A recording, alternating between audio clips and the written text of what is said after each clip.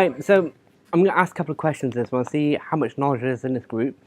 And first of all, I'm going to ask you, how many websites do you think are hacked each day?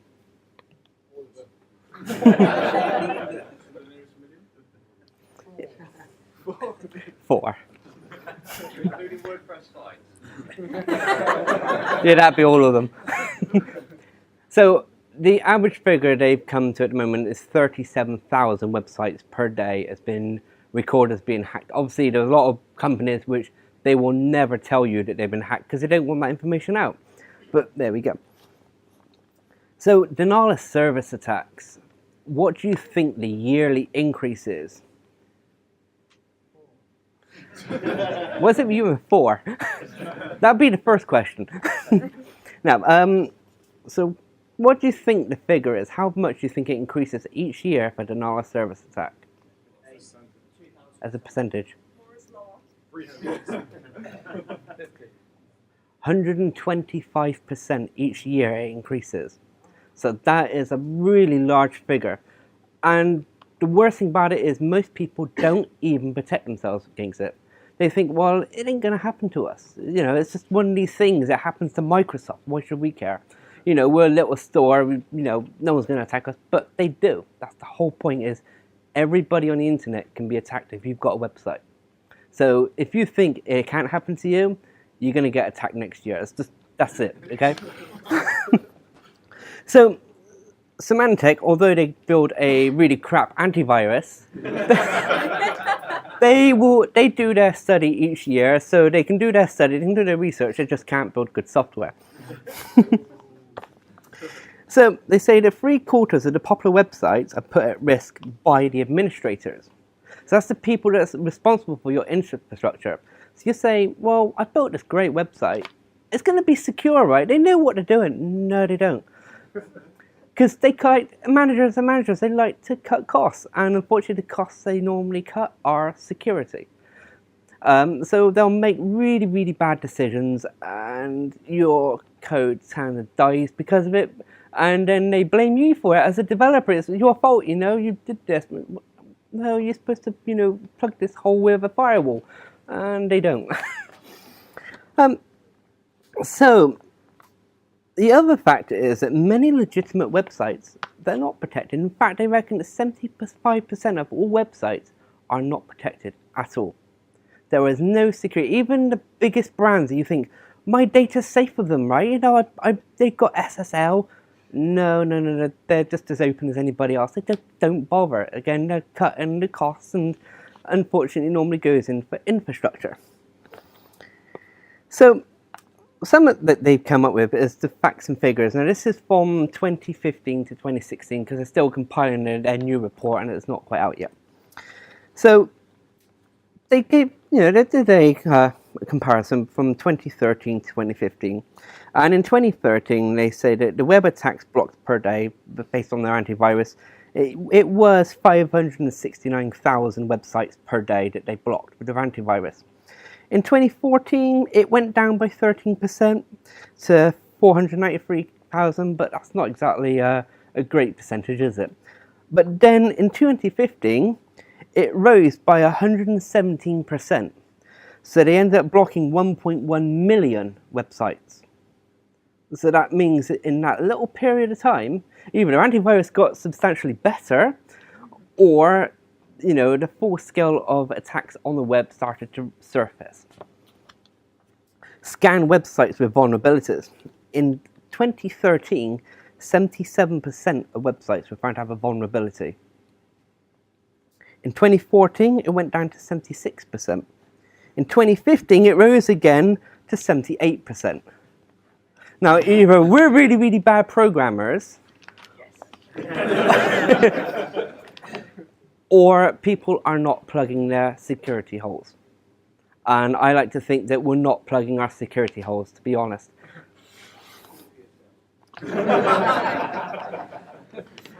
Don't challenge me. Okay. So, what can we do? So here we go. This is basically like most mistakes that we make. It's like most websites are not secure. we use bad architecture. It does happen. You might use a framework, you think your code's perfect. Unfortunately, the framework isn't patched and you don't keep up with the updates. Updates is the biggest problem, is most people don't update their software. So you might be using Laravel 5.3 and you think I'm fine, and we're not at Laravel 5.5 and you're behind it. Okay? And security doesn't need to cost its weight in gold. It's not really an expensive thing to actually have to worry about. There are solutions out there which will help you out and will plug these holes for you. So, a couple of questions is, if a denial of service attack happened today, could you defend yourself? Would you know how to? Would you know where to go? So how many hands can you show right now that know how to stop a denial of service attack? Not many. So that means that most of you, unfortunately, I'm sorry, but you're going to get hacked and your websites are going to die in flames, and that's it. I'm sorry. I feel really, really sorry for you, but maybe I can help you out and show you how to defend your website, and it will not cost you a lot of money. So we're all Peanut, and this guy here, he's the bad guy. Normally he says, I kill you, but in this case he's going to say, I hack you. And can you stop him? Can you stop him from hacking you? How many hands think that you can stop this hack? Come on.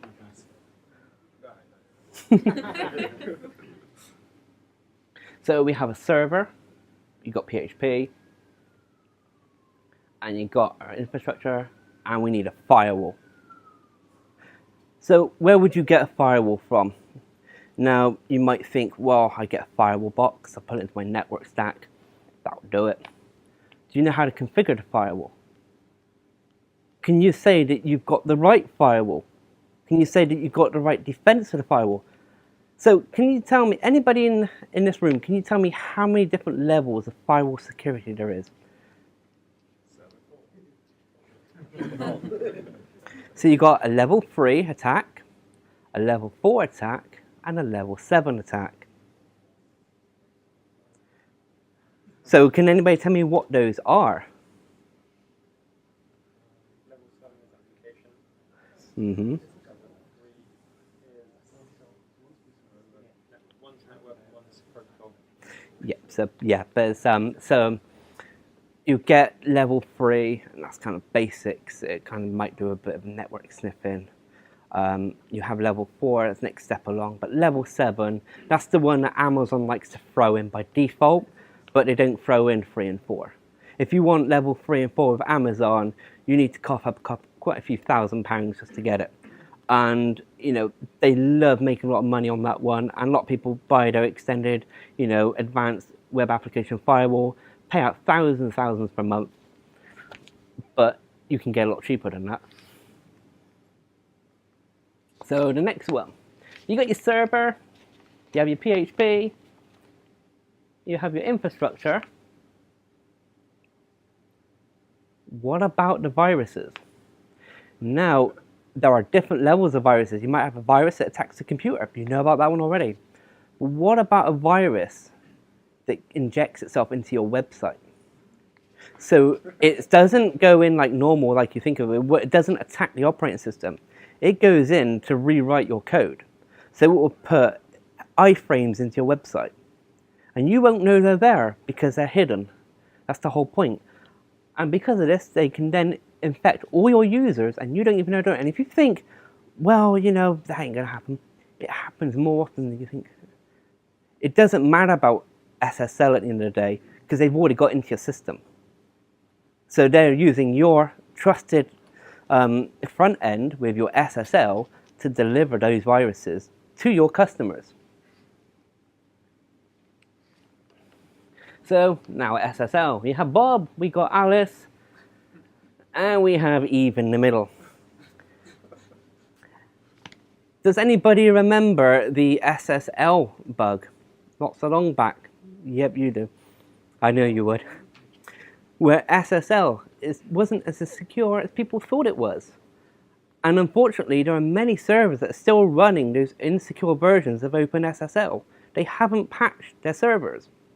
So all your web hosts that you think is your website safe with, got an SSL certificate, it's great. No, it's not. So if you really want to upgrade, I go to a VPS where you control it yourself, because the web hosts, they won't do it for you. And not only that, a private server doesn't have to cost too much. £20 a month is what I pay. I can control the entire infrastructure. That's it. And it's more than enough for what I need. Okay. So to sum up, set yourself a web application firewall, which your link will be in there in a minute, to actually show you the cheap one, which is Securi.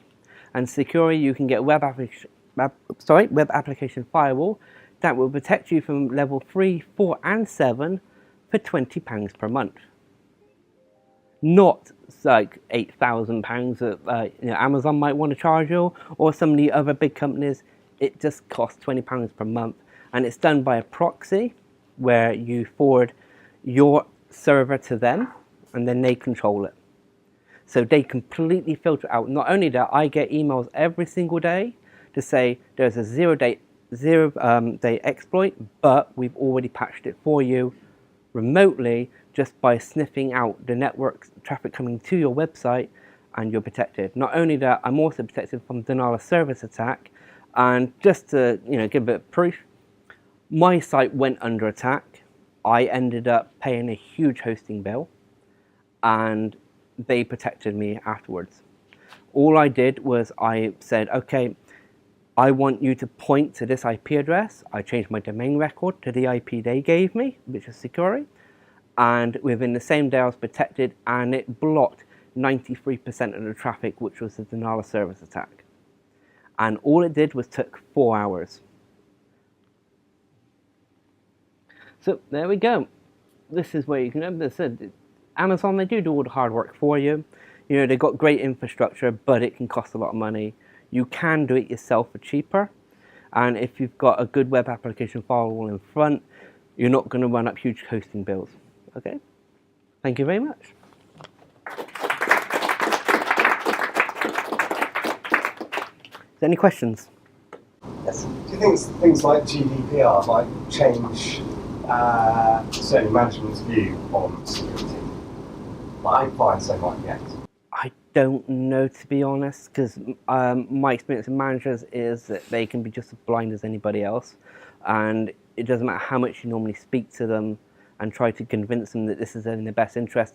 All they care about is money, and if it costs too much, they don't like to think about it, or because they don't understand the IT industry, possibly, they may think it's harder than it actually is to actually protect their infrastructure.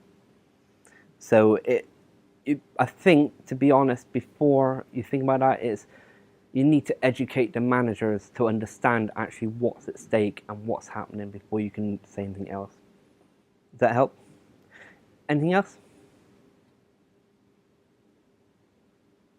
Thanks very much. Thank you.